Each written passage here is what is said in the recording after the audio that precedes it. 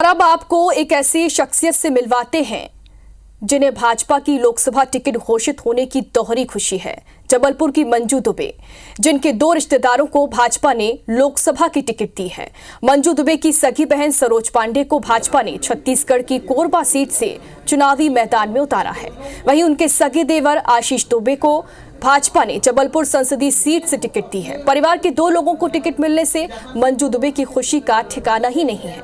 मंजू दुबे से बातचीत की संवाददाता विजेंद्र पांडे ने।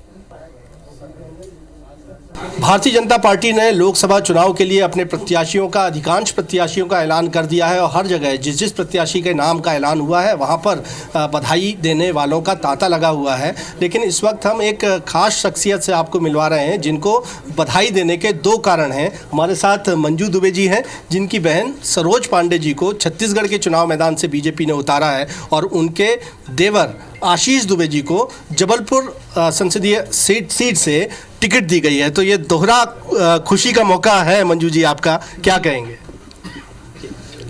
ये मौका मेरे लिए बहुत ही सुखद है और ईश्वर की बहुत बड़ी कृपा है कि एक एक नहीं दो टिकट मेरे परिवार से मेरी झोली में आए हैं। इससे मैं ईश्वर का बहुत धन्यवाद करती हूँ। आप के देवर जी आशीष दुबे जी, जो कि अब बीजेपी के टिकट पर चुनाव मैदान में, उनकी कुछ खासियत आप हमको बताइए, दर्शकों को, और सरोज जी की भी खासियत बताइए। आशीष दुबे जी हर परिस्थितियों में, कई बार ऐसी परिस्थितियाँ आई जिसमें इंसान विचलित हो जाता है, लेकिन वो हर समय एक जैसे रहे। सरोज भी जा रही हैं, वो उन्होंने पहले महापौर, वो 2 कार्यकाल रह चुकी हैं। महापौर रहते हुए ही विधायक की उनको वैशाली नगर नई सीट घोषित हुई थी, उससे वो विधायक चुनी गई और वहाँ विधायक रहते रहते ही उनको सांसद की टिकट दी गई और उन्होंने दुर्ग की सांसद बनी और उन्होंने रिकॉर्ड कायम किया।